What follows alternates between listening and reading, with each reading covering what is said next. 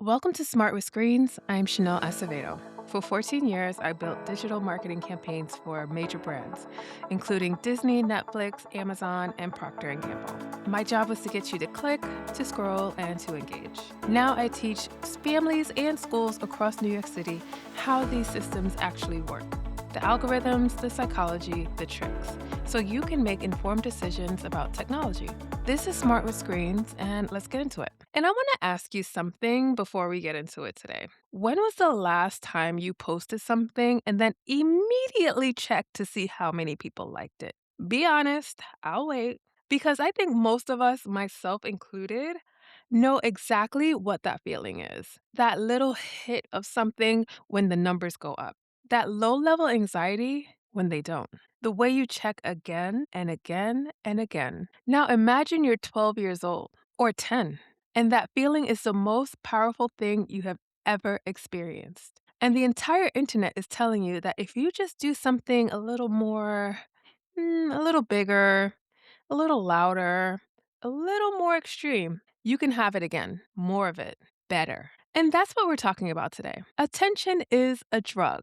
Yeah, attention is a drug, friends. And young content creators, kids who are stepping into the world of posting, creating, going viral, are walking into a space that is chemically designed to get them addicted. And I've seen this up close in my content creation classes. I've seen what happens when a child gets a taste of that attention. And I want to talk about it honestly today because I don't think that enough adults are. I'm not using drug as a metaphor here to be dramatic. The neuroscience is real.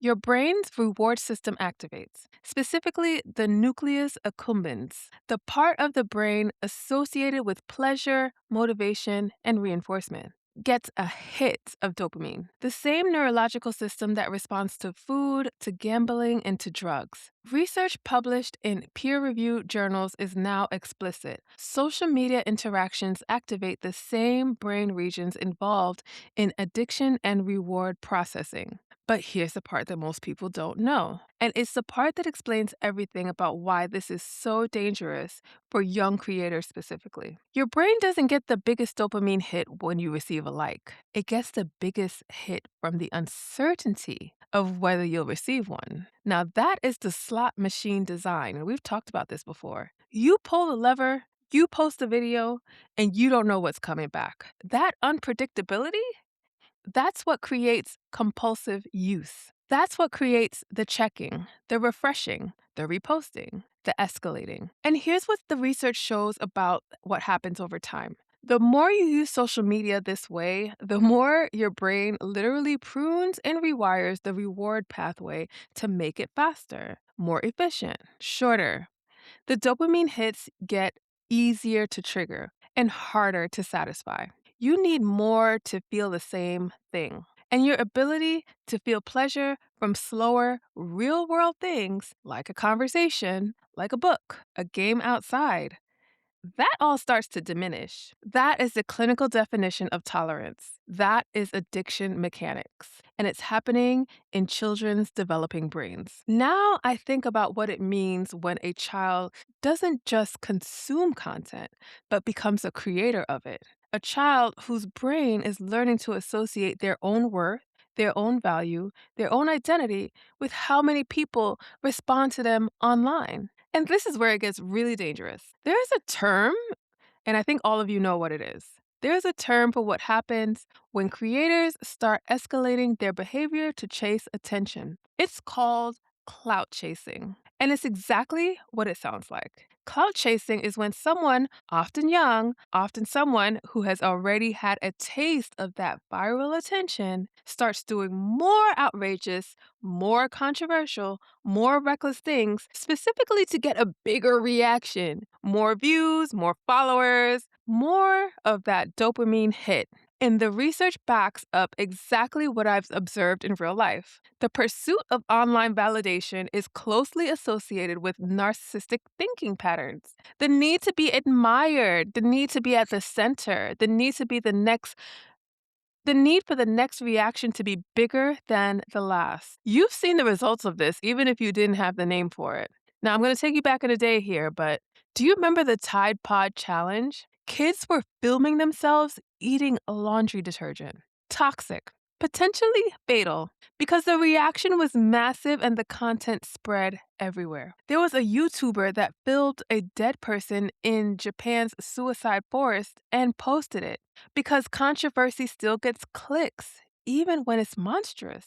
Or the Daddy of Five channel, where parents physically and emotionally abuse their children on camera, and it got millions of views before they were charged with child neglect. These are extreme cases, but the pattern is underneath all of them. It's the same pattern I see in smaller, quieter ways with the young creators that I work with. A kid posts a video, it gets 200 views. Okay. They post again, 400 views. The next one tanks, back to 50 views. And then some impulsive, unplanned, slightly chaotic moment hits 2,000 views, and everything changes. That child knows chaos works, controversy works, being extra works. And the algorithm confirms it because the algorithm rewards whatever gets the most engagement, regardless of whether that engagement is healthy, educational, or even legal. The bar keeps moving. And a child that does not have the frontal lobe development to stop and say, wait, where is this taking me? That's the trap, and it's engineered. I teach content creation classes, so I work with young people who want to be creators, which, by the way, I fully support. Content creation is a legitimate skill, whether you're doing it for yourself or whether you're doing it for a company. It's storytelling, it's branding, it's communication. It is something that is worth teaching young people how to do well. But here is what I see when children enter this space without a framework, without guidance, without someone helping them to understand what they're actually stepping into. I see kids who are wildly talented start chasing numbers instead of craft, who stop asking, is this good? And start asking, will this pop? Those are two completely different questions, and they lead to completely different places. I see girls, and it's often girls, who start getting attentions for the look of their bodies and who slowly begin to understand that that content performs better than any of their actual ideas. And they're not fully old enough to understand what they're trading when they make that shift. I see kids who get a viral moment then spiral because the next video doesn't hit the same way and they don't have the emotional tools to process that. The Pew Research Center found that 48% of teens now believe that social media has a negative impact on people their age, and I've seen that in person as well. The number has jumped from just 32% just a few years ago. The kids themselves are starting to feel what we are describing. And I see kids who are being put in front of cameras by their parents because here's another layer to this. Videos featuring children under 13 can get up to 3 times as many views as videos without children. 3 times.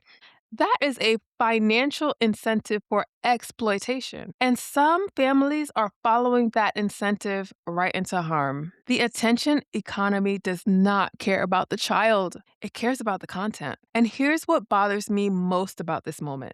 We talk a lot about protecting kids from content, screen time limits, parental controls, age restrictions.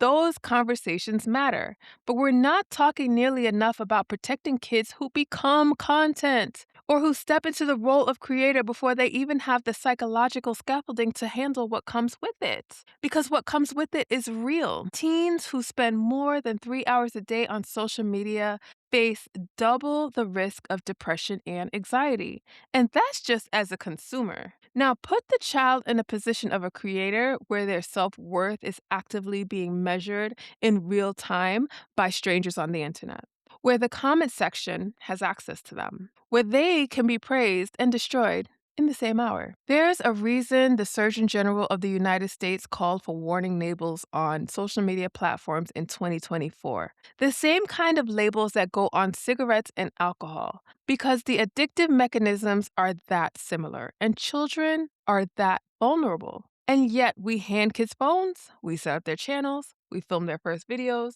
and we act surprised when it doesn't go well. So let me talk about what I do in my content creation classes because the answer is not don't let kids create content. The answer is to teach them how to create consciously. And here's a framework that I use with my students. First, start with a purpose, not platform. Before we talk about cameras, angles, editing, any of it, I ask every student the same question. Why do you want to create? What do you actually have to say? What do you want people to feel? What problem are you solving? What story are you telling? What world are you building? If the only answer is, I want to be famous or I want to go viral, we have way more work to do before we open any app. The next thing is separate your worth from your numbers. This is the hardest one to teach and most important. I tell my students the algorithm is not a judge. A video with 100 views that you made with intention and craft is not a failure. A video with 100,000 views that you made because you knew it would cause drama, that's not a win. The number is feedback. It is not your value. Understand what you're building, not just for today, but for 10 years from now. I ask my students, would you be comfortable if your teacher saw this? Your future college admissions officer? Your future employer? The internet is a permanent record. Clout is temporary, character is not. I also teach kids how to understand the algorithm so it doesn't control you. I teach young creators how algorithm actually works, not to game it, not to demystify it, but when you learn that the platform is designed to reward the most extreme version of whatever you do, you can make a conscious choice not to be pulled there. You can create with your eyes open. And that is digital literacy applied to creation. And it's the difference between a child who makes content and a child who gets made by it. And here's what I want every parent, every educator, every young person to take from this today. Attention feels amazing. Getting it, especially online, triggers something real and powerful in the brain. That's not a character flaw, that's biology. And biology doesn't care about how old you are. But the platforms that are engineered around that biology, they are not your friends. They are not your child's friend. They are designed to extract as much engagement as possible, and they will reward escalation every single time. The young creators who thrive long term, the ones who build real audiences, real careers, real impact, are the ones who learned early to create from a place of purpose, not a place of hunger for validation. They are the ones who were taught the difference. That is what I do in my classes, and that is what I'm here for. And if you want that for the young person in your life, or if you want it for yourself, reach out. The internet needs more conscious creators. Let's build them. Thanks for listening to Smart with Screens. If this episode made you think, share it with a parent, a teacher, a coach, or a young person who's already creating content or thinking about starting. You can learn more about my content creation classes and digital literacy programs at bamdigitalmedia.info.